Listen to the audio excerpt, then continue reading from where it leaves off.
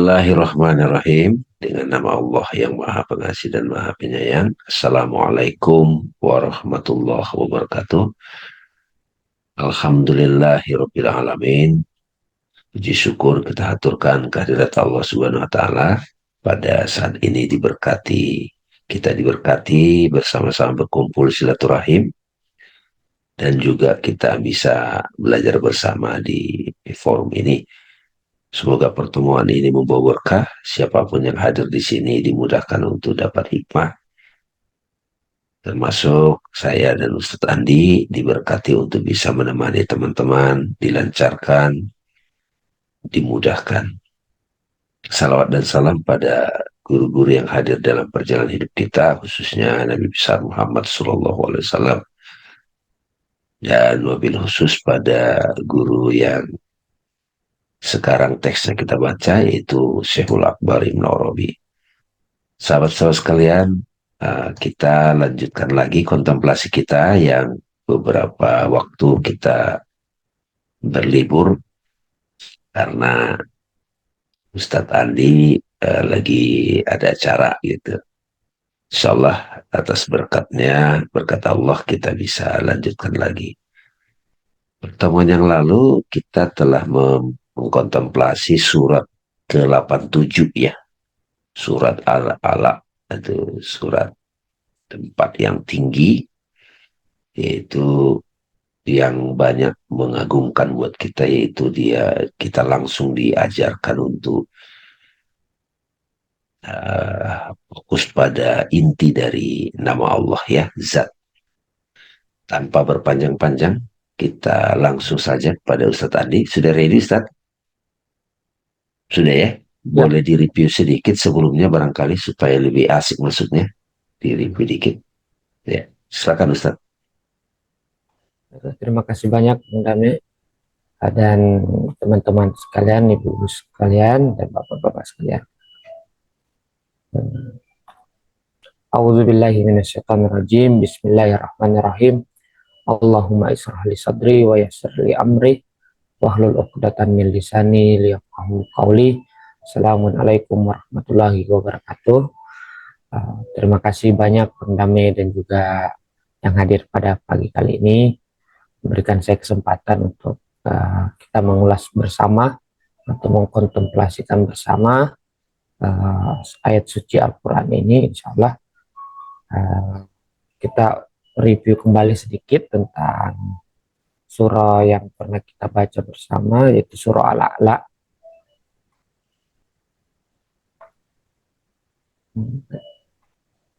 Oh, saya belum jadi ini nih Bang. Oh ya, bisa. Sudah ya, sudah bisa. Ya.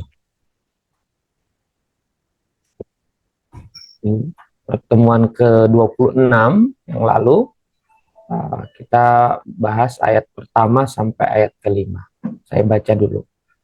A'udzubillahi minasyaitonirrajim. Bismillahirrahmanirrahim. Sabbisma rabbikal a'la, yaitu sucikanlah nama Tuhanmu yang tertinggi. Alladzi khalaqa fasawwa, dialah yang menciptakanmu dan juga menyempurnakanmu. Walladzi qaddara fahada, dan dialah yang menentukan kadarmu atau menentukan takdir, fahada, dan dia pula lah yang menunjukkan jalan bagimu. Walladzi akhrajal mar'a, dan dialah yang mengeluarkan mar'a. Mar'a secara bahasa artinya taman atau padang rumput, tapi diterjemahkan di sini yaitu rumputan. Faja'alahu gusa'an ahwa, dia pula lah, Allah pula lah yang kemudian menjadikan rerumputan itu gusaan, yaitu menjadi kering, ahwa, kehitam-hitaman. Jadi pada pertemuan sebelumnya, yaitu pertemuan ke-26, kita belajar tentang sabbih, yaitu sabbih artinya sucikanlah. Di sini Syekhul Akbar Ibn Arabi menjelaskan, sucikanlah nama Tuhanmu yang tertinggi, yaitu dirimu. Itulah esensi atau diri sejati ataupun esensi dari keberadaan kita itu yang harus disucikan. Disucikan dalam pengertian apa? Disucikan dalam pengertian dilepaskan daripada keterikatan ataupun dilepaskan daripada sebuah identitas palsu tentang diri sejati. Itu suci. Sabih artinya uh, mensucikan atau melepaskan. Jadi kalau kita membersihkan itu namanya sabih. Ada yang menarik dalam Al-Quran nanti kalau insya Allah kalau kita lanjut terus, nanti ada bertasbih tapi sekaligus bertahmid, itu sabisma rabb, sabbi bihab, sabbi wa bihamdik, itu kita mensucikan sekaligus memuji Allah. Insya Allah nanti kalau kita terus lanjut.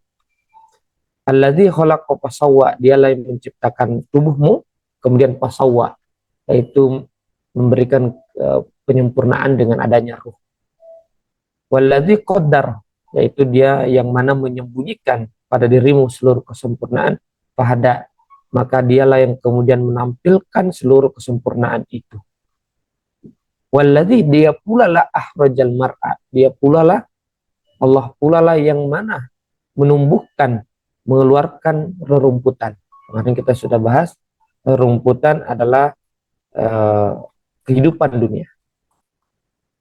Jadi yang disebut dengan asmaul a'la atau nama tertinggi, yaitu aku sejati, kesempurnaan, kekosongan ataupun zat.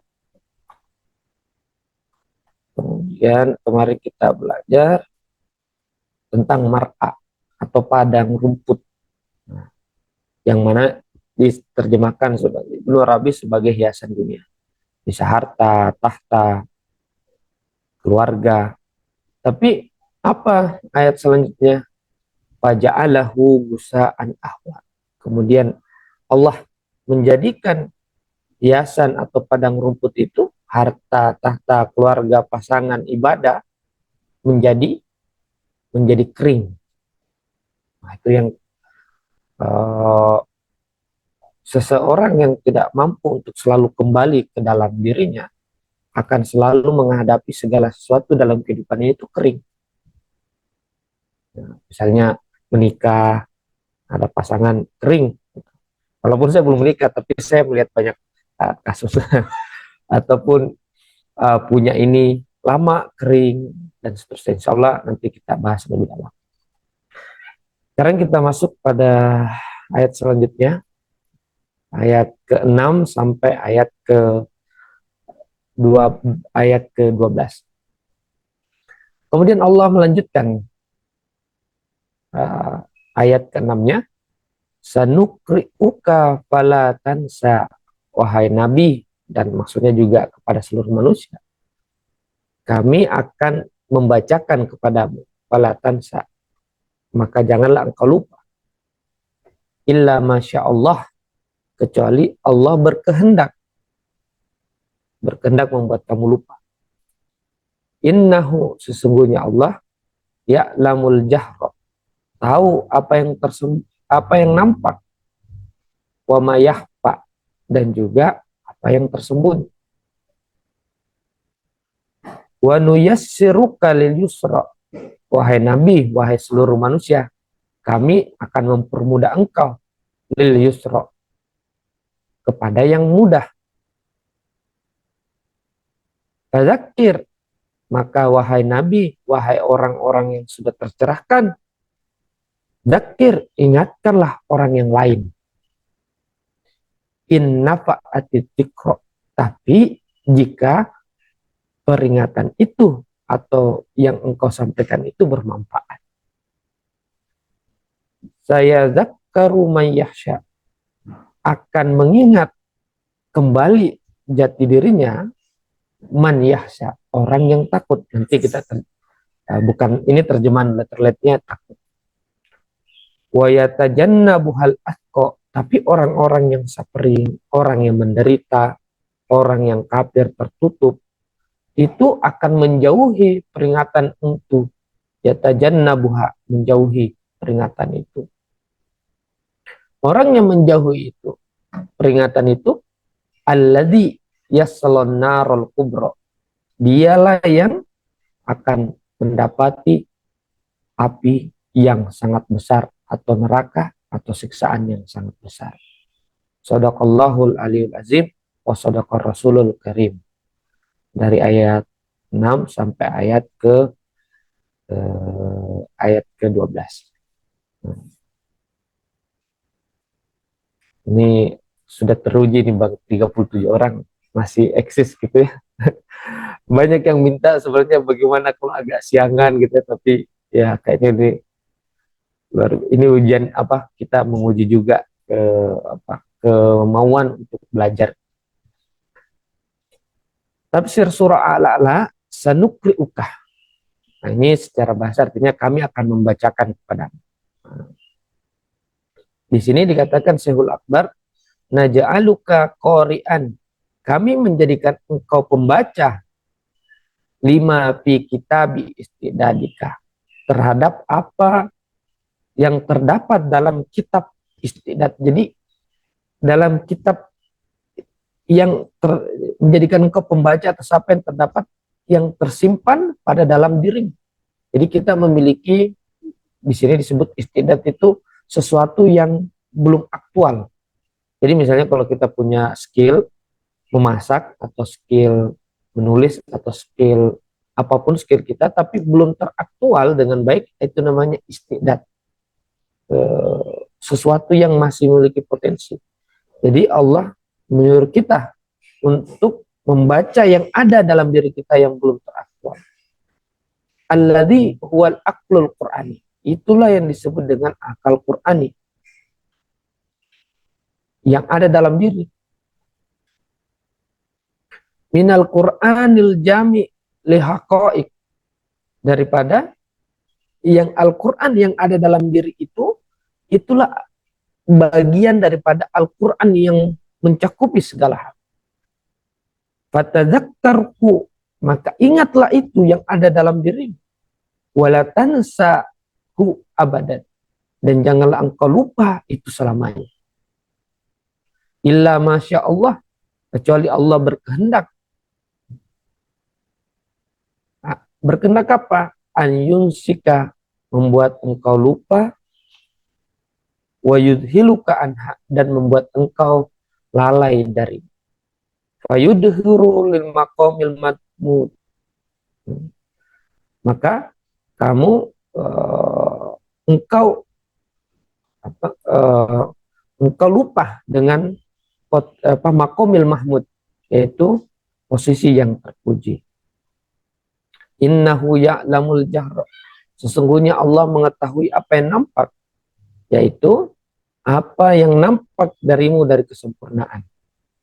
Wa ma yahfa, dan apa yang tersembunyi ba'da bil quwa, yaitu apa yang masih menjadi potensi di dalam diri kita.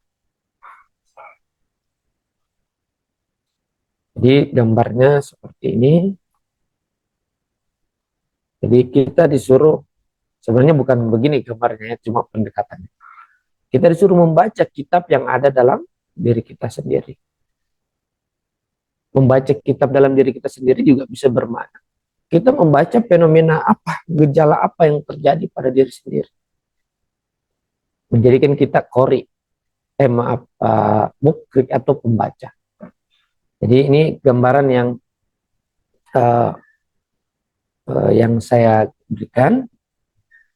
Jadi selalu dalam tradisi sufistik pasti tiga hal ini yang menjadi dasar, menjadi pokok daripada pemikiran. Jadi ada kekosongan, inilah Ismul A'la. Nah, saya seharusnya nambah di sini lagi satu. Ini disebut dengan kitab yang universal, yang mencakupi segala hal. Yang ini, kitab hening. Saya menyebutnya kitab hening. Nah, akal Furqani, ya, kita disuruh membaca yang ini, akal Furqani. Jadi, kenapa simbolnya titik? Karena titiklah sumber dari segala sesuatu. Karena dengan titik kita bisa buat A, B, C, D. Kita nggak bisa menulis sesuatu kalau tidak dimulai dengan titik. Kalau mau menulis nih dengan pulpen ataupun pensil, pertama kali yang kita lakukan adalah titik. Nggak bisa menulis sesuatu tanpa didahului dengan titik. Jadi titik diibaratkan sebuah kesempurnaan yang terkandung pada dalam diri kita, yang mana dari semua hal dari titik itu terpancar segala sebuah kesempurnaan. Tapi menjelma titik itu menjadi banyak hal. Bisa jadi mushaf Al-Quran yang kita pelajari, bisa menjadi alam semesta, bisa menjadi peristiwa, menjadi apapun saja yang ada dalam diri kita yang ini. Disuruh untuk baca itu, karena kalau baca ini bisa keliru. Nah, sedangkan kalau ini itu udah nggak ada apa-apa, hanya kitab hening. Nah, atau itulah Al-Quran yang hakiki, yang universal, yang dari sini. Kemudian ayat selanjutnya, wa nuyassiruka lil yusra, maka ketika kamu berhendak untuk ingin melakukan untuk sebuah suluk, untuk mencapai kitab hening tadi, atau ingin belajar tentang Furqan tadi, belajar tentang akal Furqani atau akal Qur'ani, maka nuwaffiquka litoriqil yusra, kami akan mempermudah bagimu atau memberikan engkau topik sebuah jalan yang mudah. Nah, di sini katakan jalan mudah adalah syariat as-samahatu as-sahlatu, yaitu syariat yang toleran dan juga mudah. Allati hiya aisarut turuq, dialah yang paling mudahnya sebuah jalan kepada Allah. Wahwa, dan itu kata wa nuyassiruka lil yusra itu di sebuah kata yang digabungkan dengan kata nukriukah. Jadi yang nanti saya akan jelaskan di bawah, yaitu nukammiluka bikamalil ilmi wal amali. Jadi setelah kita membaca kitab yang di dalam, baru kemudian kita keluar dengan syariat untuk beramal. Jadi seperti ini penjelasannya. Penjelasan singkatnya seperti ini. Jadi seseorang harus masuk ke dalam untuk mendapatkan kitab atau akal Qur'ani. Setelah mendapatkan ini, maka seseorang harus ketika keluar dalam kehidupan, mereka berpegang pada syariat atau berpegang pada norma, berpegang kepada apa yang disebut baik dan buruk, berpegang kepada sesuatu yang ketika kita mendapati ini kemudian masuk ke syariat, maka syariat indah. Tapi kalau orang yang belum sampai ke sini kemudian mengambil syariat, maka syariat hanya menjadi aturan. Tapi ketika kita sampai kepada akal Qur'ani, maka syariat bukan lagi aturan, tapi sebuah keindahan. Menjadi sebuah, jadi kita betul-betul mengerti, wah betapa indahnya sholat itu. Nah, mungkin saya agak cerita sedikit. Saya ada lagi dalam perjalanan dari satu kota ke kota yang lain. Itu sudah mau menjelang maghrib. Saya bersama kiai, saya di pondok, di mobil berempat. Berlima. Saya di belakang, 3 ustadz, depan ada kiai. Kiai maksa untuk sholat di jalan gitu. Maksa, kita harus sholat ini. Akhirnya karena itu kami keluar tol, itu perjalanan dari kota Shanghai ke Yiwu di Cina. Kita maksa keluar tol, akhirnya karena di Cina dilarang, nggak ada tempat ibadah dan dilarang untuk beribadah di tempat umum, akhirnya kami keluar tol, akhirnya wudhu di salah satu kota tua di sana, wudhu dengan cepat-cepat, terus masuk lagi di mobil, terus nyari agak rame, parkir mobil, terus sholat. Dari kondisi itu saya menganggap bahwa wow, itu pengalaman saya sholat yang indah banget, walaupun singkat di qashar, yaitu cuman 2 rakaat, jadi 4 rakaat waktu itu zuhur asar saya qashar. Tapi itu momen ketika syariat itu menjadi sebuah hal yang indah karena mengajarkan kita. Waktu itu saya belajar untuk berhenti. Ketika sholat saya berhenti dari segala aktivitas, membuat saya mendapatkan peace dari dalam. Itu ketika kita sering sampai ke akal furqani ini.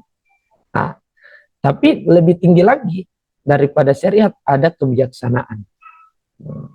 Di sini dikatakan bahwa wafokotam, dan lebih tinggi daripada syariat itu buat takmil, itu penyempurnaan. Apa itu? Hikmah.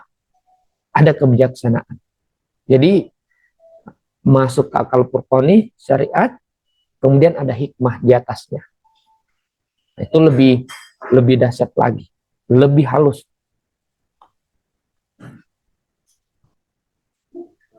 Kemudian fadzakir in nafa'ati dzikra, ketika engkau sudah dapat akal furqani, wahai manusia, wahai nabi, engkau sudah mendapatkan intisarinya, maka ingatkanlah yang lain.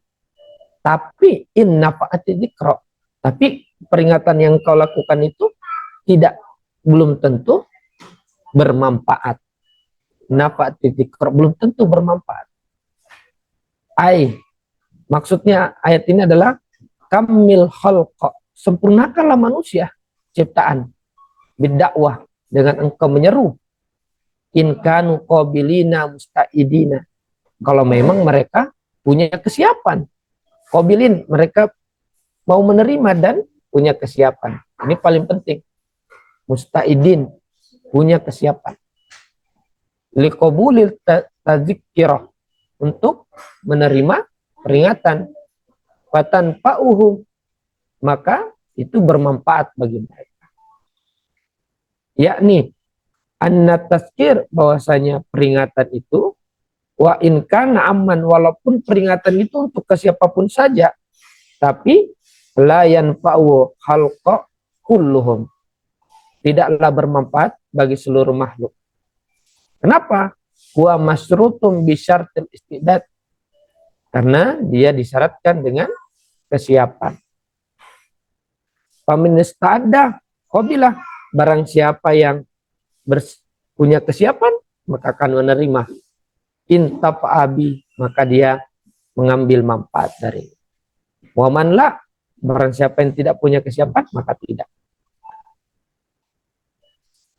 Maka dilanjutkan dari ayat inna fa'ati dzikra wa sayadzakkaru may yakhsha,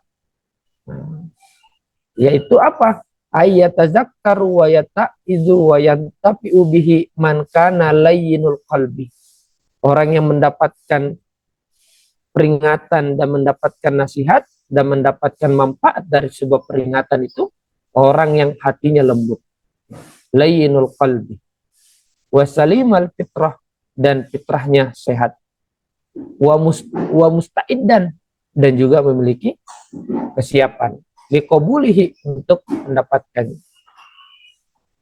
Jadi ada 3 syarat kita bisa membaca yang di dalam. Hati lembut,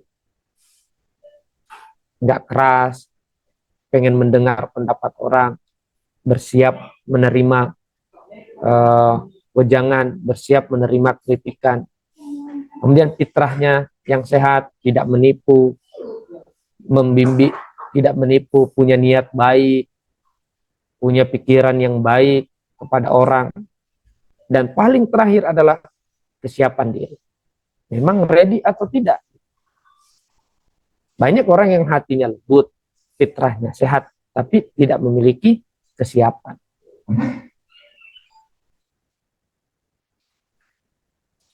Ayat selanjutnya, wa yatajannabuhal asqa, orang-orang yang menderita, atau orang-orang, asqa artinya menderita secara bahasa, tapi bisa diterjemahkan sebagai orang-orang kafir. Orang-orang kafir, orang-orang yang menderita itu akan menjauhinya, menjauhi peringatan itu. Yatahamma al-mahjubu an rabbih, orang-orang itu yang terhijab itu akan terhijab dari Rabb, dari Tuhan. Kenapa? Adimul istidad, karena tidak memiliki kesiapan. na'il qalbil ladzi huwa asqa, yaitu hati yang menderita itu ah, apa? Hati yang jauh, maaf, na'il qalbi, hati yang jauh itu, hati yang jauh daripada cahaya, dialah yang paling menderita daripada orang yang punya kesiapan tapi kesiapannya menjadi hilang karena tertutup dengan kegelapan. Tapi hati yang jauh atau hatinya yang tidak punya rasa, itu yang berat. Terhijab dari Tuhan, tidak memiliki kesiapan dan hati yang jauh. Inilah orang yang menderita. Kemudian apa yang ketika orang itu jauh? Alladzi yasalan narul kubra, maka dia akan masuk atau akan merasakan api yang sangat besar atau siksaan yang besar, yaitu dikatakan dia narul hijab. Jadi dia adalah api hijab atau api penghalang ataupun juga sebuah tirai yang menghijabi kita dari roh. Kenapa? Bisyirki, karena kesyirikan. Wal wukuf ma'al ghair, dan asik bersama yang lain. Wa narul qahri fi maqami sifat, dan dia juga mendapatkan nar atau siksaan kemurkaan di makom sifat. Wa narul ghadab wa sahti fi maqamil af'al. Kita sudah bahas makom sifat dan af'al. Dia akan mendapatkan kemarahan di makomul af'al.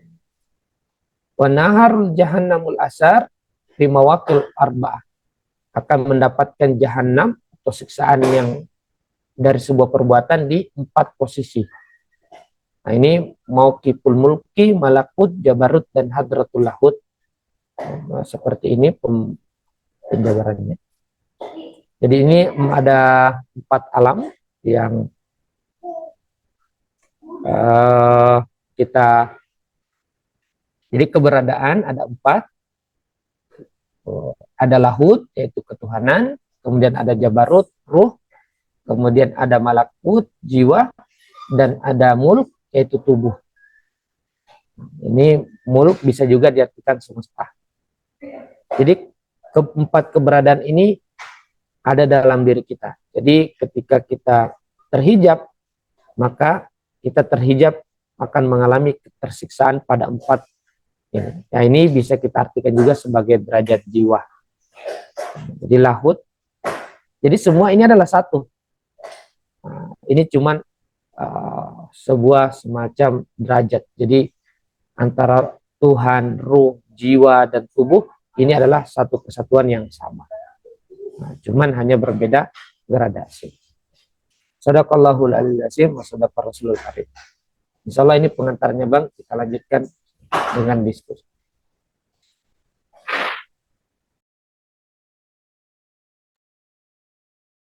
Alhamdulillah, terima kasih Ustadz Andi yang telah memaparkan teks dari kitab Ibnu Arabi tadi ya, Sir Sufi.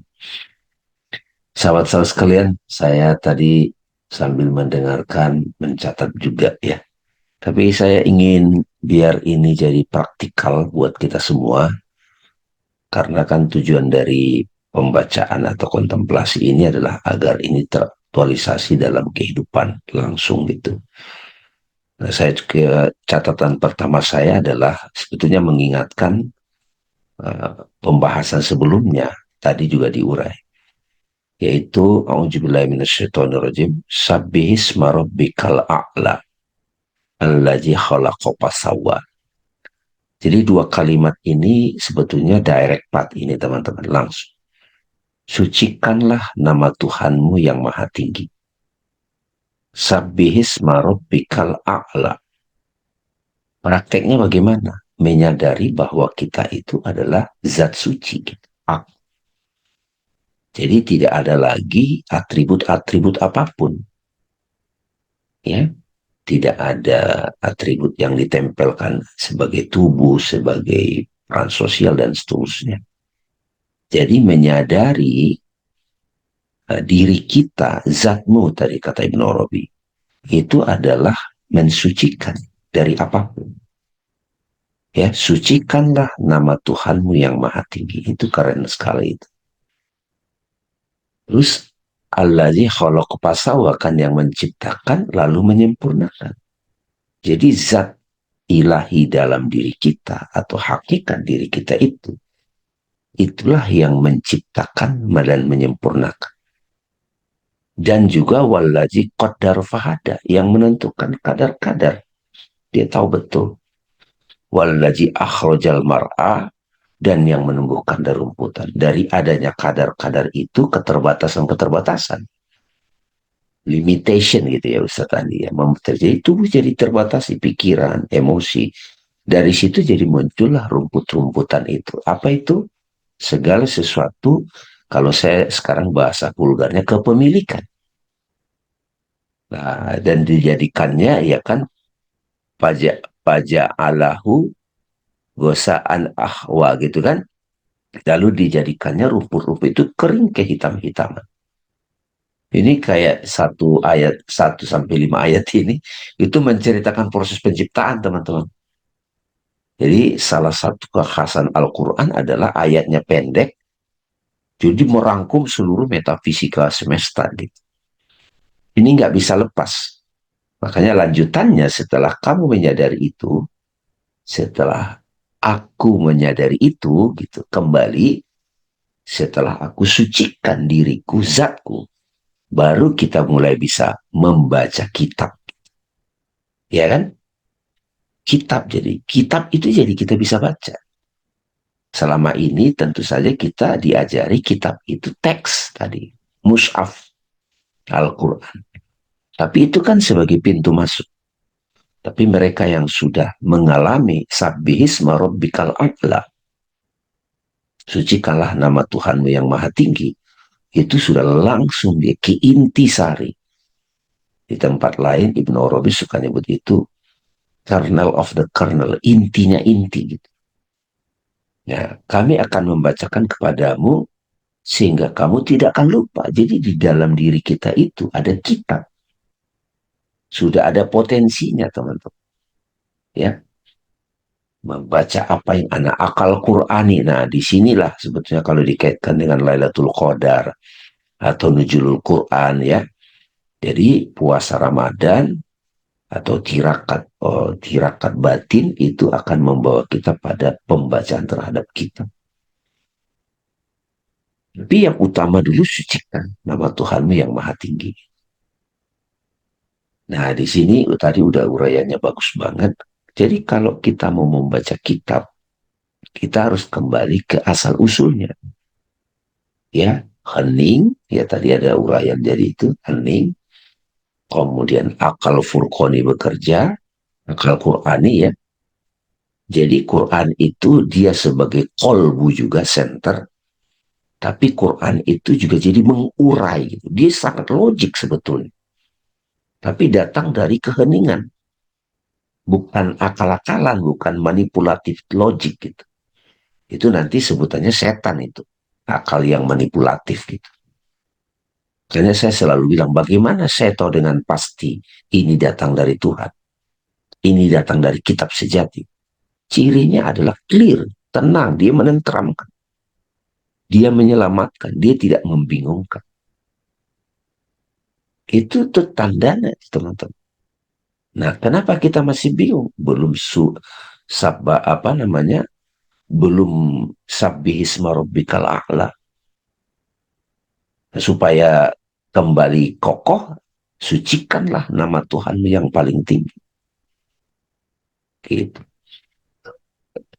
Nah, mereka yang sudah bisa sampai pada apa pembacaan kitab sejatinya itu, maka dia akan melihat relasi antara hakikat dan syariat. Nah, syariat itu kan kalau dalam Islam sudah banyak formulasi syariat Islam ya. Ada puasa, zakat, haji. Syariat Hindu juga, syariat Buddha, syariat Kristen gitu. Terus syariat sosial gitu. Jadi coba dilihat syariat secara luas. Syariat yang sudah hidup dalam jenjang sejarah, perjalanan sejarah dari tokoh-tokoh suci sampai sekarang masih ada, itu justru jadi ekspresi keindahan dari Quran yang di dalam. Tapi kalau syariat tanpa terhubung dengan akal Qurani, ya dia jadi pemaksaan gitu. Saya sendiri secara pribadi tadi Mas Andi, Ustadz Andi kasih tahu juga, saya ada satu masa ketika belajar hakikat, ada godaan meremehkan syariat. Jadi itu banyak, udah kenyang lah menghadapi, bertemu begitu. Jangan buru-buru dulu diremehkan, hanya gara-gara kita melihat pelaku-pelaku bersyariat yang merasa sok suci tetapi nggak ngerti, jangan itu, jangan jadi syariatnya yang dicela gitu. Ya, semua kisah-kisah tokoh-tokoh suci, para suci itu suka mengalami itu. Dia agak cenderung meremehkan syariat, tampak begitu. Tapi pada begitu sudah dapat akal Quran ini, dapat kitab ini. Oh, ini toh maksudnya tawaf. Wah, ini toh maksudnya ada gerakan sholat. Kalau sudah begitu, syariat jadi indah gitu. Makanya guru saya juga yang di tarekat itu ada mengatakan, kamu kalau udah ngerti itu, kamu akan melihat syariat adalah the beautiful prayer. Keindahan dalam menyembah gitu. Tapi sudah tidak lagi kaku, udah nggak kaku. Tapi ada lagi di atasnya itu. Di dalam syariat itu, dia sudah bisa menemukan hikmah, wisdom. Sudah bisa teraktualisasi dari dalam kehidupan. Nah ini kan indah banget. Jadi saya kadang melihat teman-teman yang sedang belajar ya salikin, ada begitu. Tapi saya tidak mengerti aja. Dia sedang mengalami ini, dulu juga pernah saya alami gitu. Tapi jangan lompat gitu. Jadi be natural gitu. Lalu di sini apa namanya? Kami akan memudahkan bagimu jalan kemudahan bagimu ya di sini, Ustaz ya. Terbuka semuanya, kecuali sungguh dia mengetahui yang terang dan tersembunyi.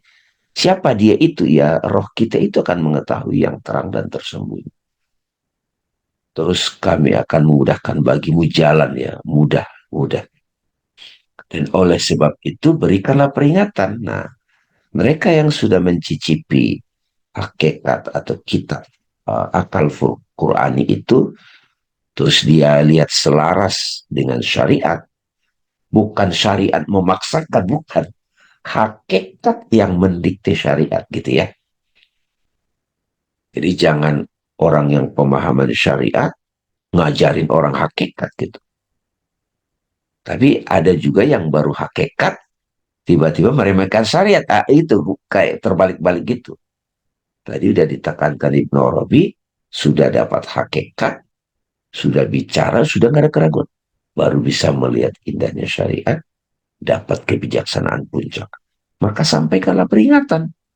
Kepada siapa? Dikasih tahu juga. Yang hatinya lembut. Terus saya kan suka kasih tahu itu Ustaz Andi itu. Tiga ciri, udah bawalah karakter rendah hati, jujur, tulus. Pakai akal sehat, pakai akal yang matang. Nah di situ menurut saya itu kesiapan diri. Karena hakikat ini terlalu besar, pengetahuan ilahi ini, kadang diri kita nggak siap kalau dibuka rahasia. Jadi ada kesiapan diri. Nah, berikanlah pelajaran yang ready kan. Dan sementara orang-orang kafir itu akan cenderung begitu, gitu, menutup diri, diingatkan. Jadi ini kayak fase satu, fase 2 ya. Indah banget ini Ustadz Andi ya. Saya nggak tahu nanti fase tiganya ini ya, apalagi nih yang mau di pas ini. Nah ini ya. Oke. Itu catatan saya teman-teman. Banyak sekali di sini ya. Jadi ini juga pelajaran bagi kita yang sudah belajar hakikat, tidak sembarangan memberi peringatan. Kalau kita lihat orang itu hatinya menutup diri, nggak usah disampaikan juga gitu. Cukup kita tampilkan efek-efek yang memberikan getaran-getaran ilahi aja. Silakan teman-teman, kalau ada yang ingin bertanya dan diskusi, silakan. Yanti, monggo.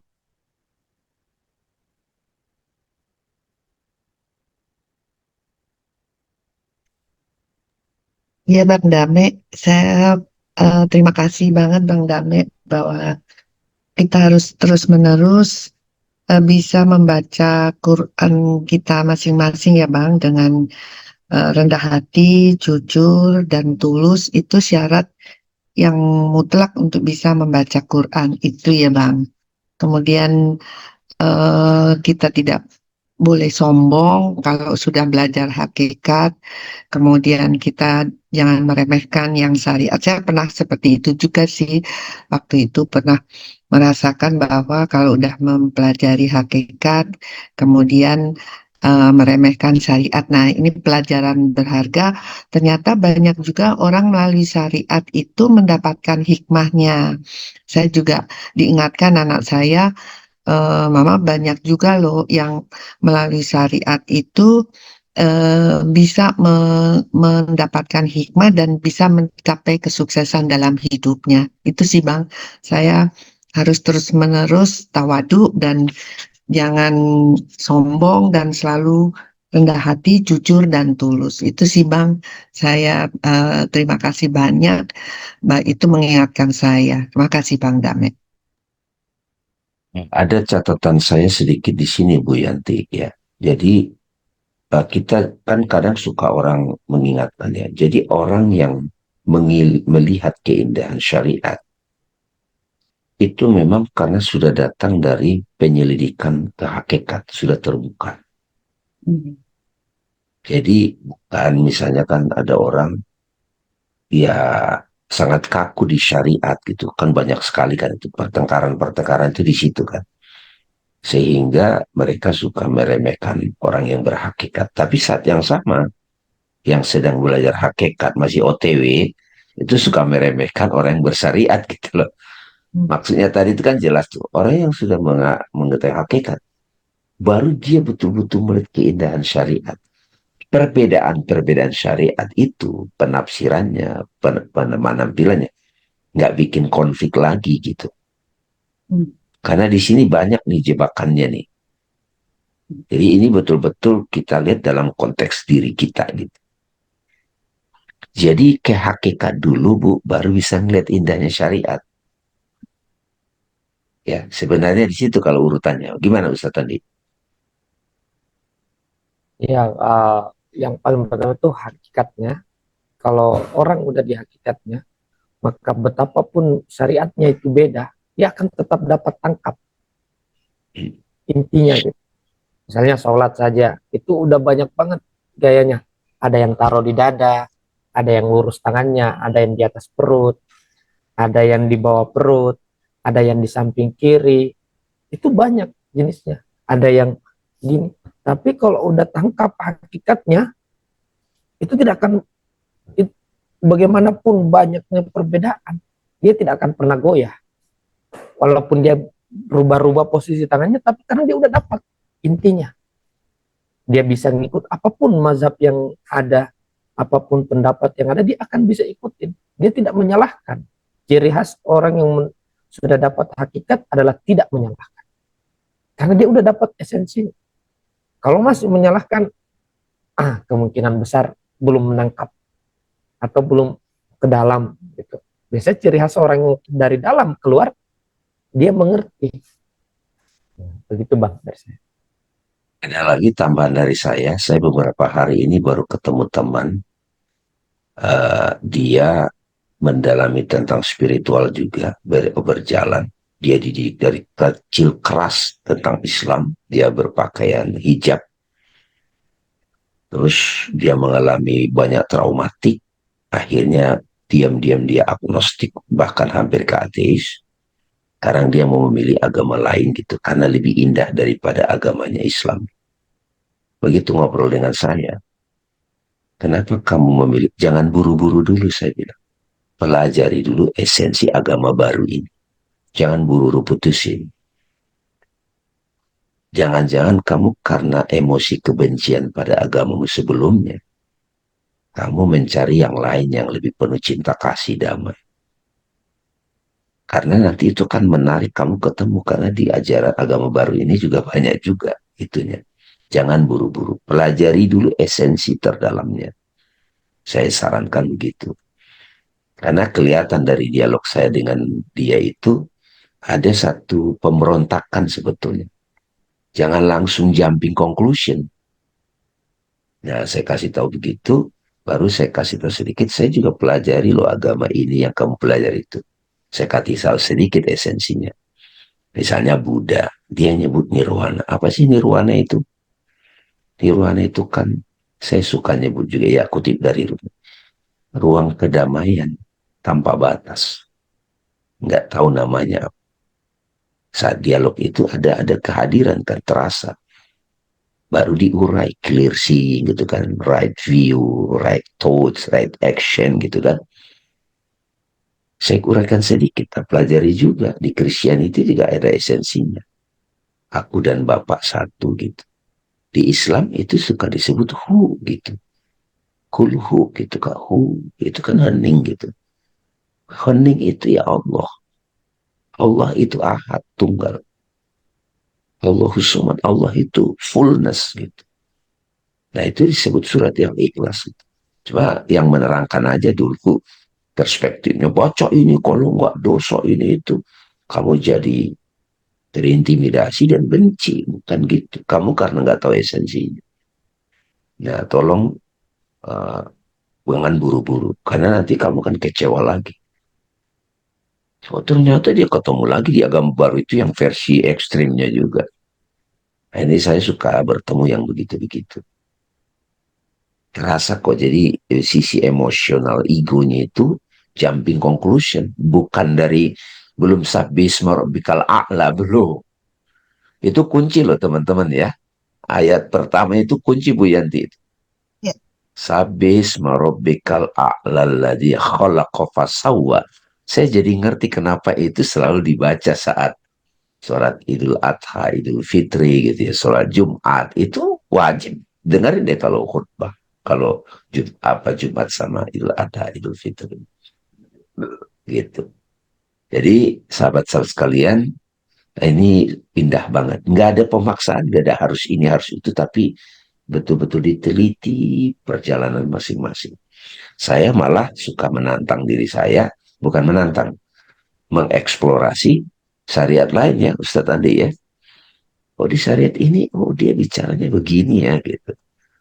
Di Hindu, di Buddha gitu kan, di Christianity, bahkan kejawen gitu. Kejawen itu punya syariat loh, jangan salah. Kotak dia, ada puasa muti, ada kumkum. Itu bentuk-bentuk syariat juga. Jangan dikira nggak ada. Ada teman saya juga waktu itu ke Amerika, dia agak anti agama Islam. Karena kecewa juga. Dia awal jadi ateis, sempat agnostik, spiritual lah. Tiba-tiba dia bilang, saya belajar Zen kan. Wah dia kasih tahu puasa nggak boleh ini. Nah itu namanya syariat saya bilang. Ketat juga kan. Lebih ketat malah saya bilang gitu. Duduknya harus begini, ini begini. Nah itu aturan. Tapi dia masih kencang gitu. Sampai sakit juga Bu. Sampai sakit. Coba sekarang dengarkan tubuhmu saya bilang. Tubuhmu ngasih tahu bahwa pemahamanmu maksa gitu. Tubuhnya ngasih tahu. Jadi tubuh itu ya udah dengerin tubuh. Teman saya yang itu saya bilang tadi itu saya bilang, kalau kamu lagi punya pemikiran, gimana saya membedakan ini dari Tuhan atau dari manipulasi ego saya? Ngomong aja, mau nggak mau ngomong di siapapun Tuhan yang kamu bayang, yang kamu rasakan itu. Tuhan beri aku petunjuk dari tubuhku. Tubuhnya ngasih tahu. Karena tubuh itu nggak manipulatif, dia jujur.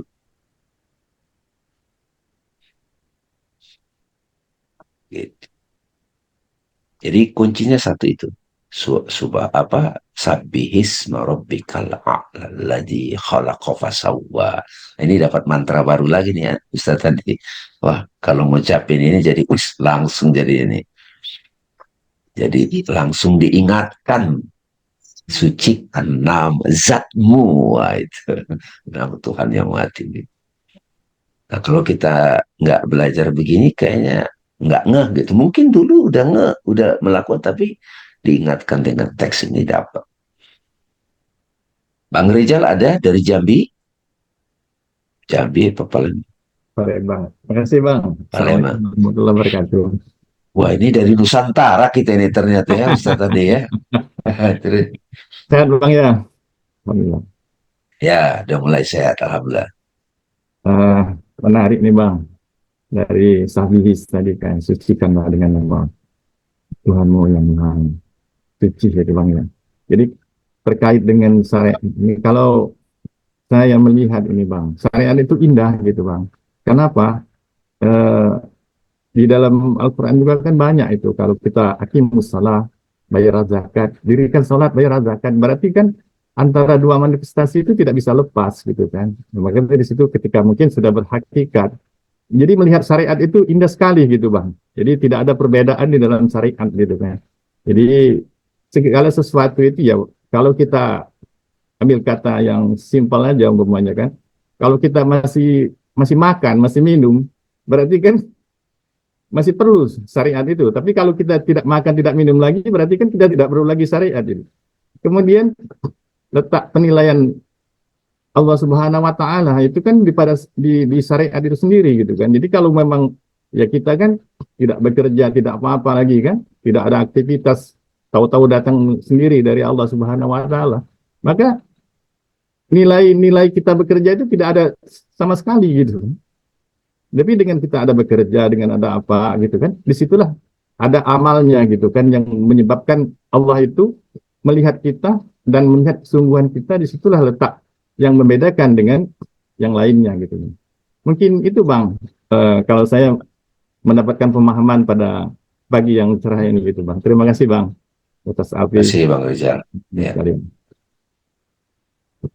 Mau ditanggapi Ustaz Andi? Oh ya, terima kasih Bang. Jadi uh, mungkin pada hakikatnya syariat juga itu mengajarkan satu hal, yaitu sabbisma rabbikal a'la. Pada ujungnya seperti itu juga. Ya, yang mau dituju dari syariat itu dia berasal daripada kekosongan, dia ingin menarik juga kekosongan kembali. Sabbisma rabbikal a'la itu apapun syariat itu pasti ujungnya satu. Bagaimana engkau mensucikan dirimu yang apa nama Tuhan yang tertinggi itu. Saya ingin satu hal yang mungkin contoh saja ya, contoh syariat yang mungkin kita jarang ngeh. Misalnya tentang cukur rambut untuk anak yang baru lahir gitu, akikah. Di akikah itu pasti ada itu itu disunahkan untuk setiap anak untuk cukur rambut. Nah, syariat ini itu bukan cuma di Islam. Itu di Hindu ada. Jadi setiap anak yang sudah baru lahir itu harus cukur rambut. Nah, apa meaningnya? Meaningnya adalah seorang anak yang lahir dia harus melepas rambut yang dari perut ibunya dia keluar. Dia harus lepas itu. Dia harus melepaskan seluruh identitas yang dia bawa di masa lalu. Itu rambut itu simbol identitas. Makanya dalam kita ketika setelah sa'i, nah umroh tadi, itu disuruh cukur. Itu bukan cukur doang. Nah, di situ kita belajar meditatif. Setelah sa'i, aku melepas segalanya Tuhan. Cukur, lepas. Lahirlah yang baru. Makanya lebih bagus botak. Tapi memang suruh cukur dikit aja. Nah, itu meaningnya satu. Semua syariat satu saja. Bagaimana engkau mensucikan Tuhanmu yang tertinggi. Itu Bang tambahan dari saya. Ya, itu saya sering tuh jadi itu kan makanya mereka yang tidak menangkap hubungan ini memang cenderung meremehkan itu syariat. Bahkan yang belakangan ini kan kurban gitu kan. Potong kambing segala macam itu coba saya diam aja kadang karena kalau diskusi ya peringatan tadi ini kalau diomongin nanti nggak ready juga gitu kan. Ya sudah kalau dia betul-betul sungguh-sungguh diuraikan itu butuh kontemplasi yang cukup mendalam. Jadi kalau tadi dibilang syariat itu setelah kita kembali ke hakikat, dapat hakikat sabis morobikal akhlak, itu memang kagum jadinya. Ya, bukan kagum yang dibuat-buat ya, bukan cocokologi, bukan. Kan? Karena tersingkap, kan ada cocokologi kan, dipas-pasi gitu loh maksudnya. Bukan gitu, kalau itu nggak ada tenaganya gitu. Misalnya kayak saya bilang, kalau di Islam takbir begini, ini ini dahsyat bagi saya suka bilang, apalagi simbol pasrah itu kan mensucikan nama Tuhanmu yang paling tinggi. Kata-kata juga Allah, Allah, ya kan? Malah sekarang kita pakai syariat yang ini. Gimana Pak? Gitu kalau foto-foto gini kan. Ya, love begini loh ayah. Gitu. Ini bisa duit juga ini gitu kan. Terus tiba-tiba saya juga pas ke Bali, saya dapat juga syariat yang ini. Ini pose. Apa? Persembahan. Ketundukan. Jadi melakukannya udah mensucikan juga.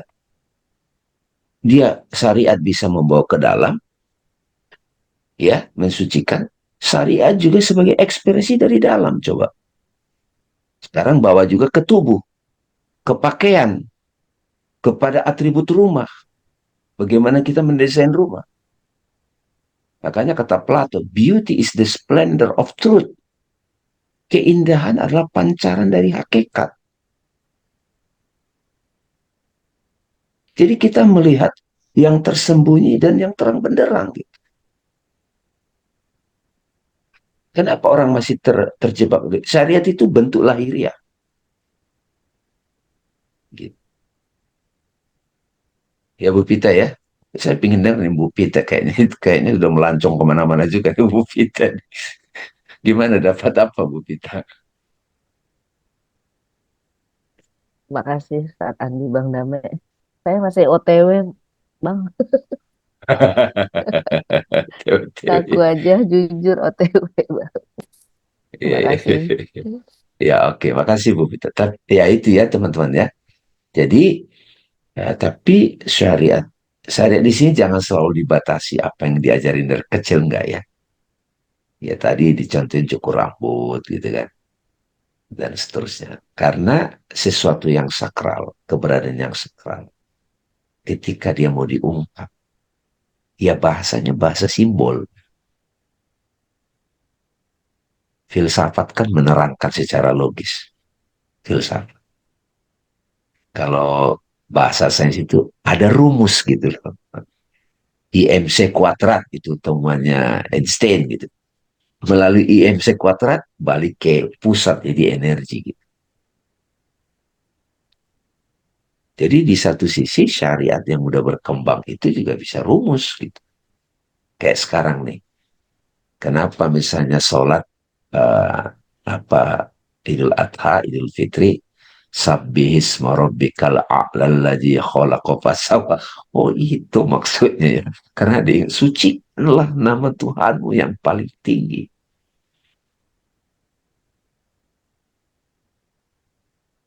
Terima kasih teman-teman. Ustaz Andi silakan ditambahin lagi. Sudah cukup Bang, insya Allah kita lanjutkan Cukup lagi. ya? Iya. Ada thriller? Nggak ada? Nanti. Insya Allah lebih lanjut lagi itu kenapa tafsir ini atau pengantar dari Ibnu Arabi itu sangat indah karena ini kan penyingkapan, jadi dia tahu penggal ayatnya di mana. Kalau kita baca tafsir yang lain dia nggak tahu penggal ayatnya di mana, dia cuma menjelaskan ngurut aja. Ini dia tahu nih penggal dulu di sini nih, berhenti, ada inti yang mau dijelaskan. Nah, itu menariknya yang kita baca bersama itu Bang. Insya Allah pada selanjutnya menarik. Oke, makasih. Insya Allah nanti kita upload di YouTube bagi mereka yang tidak dari awal ya. Makasih teman-teman. Assalamualaikum warahmatullahi wabarakatuh. Waalaikumsalam warahmatullahi wabarakatuh.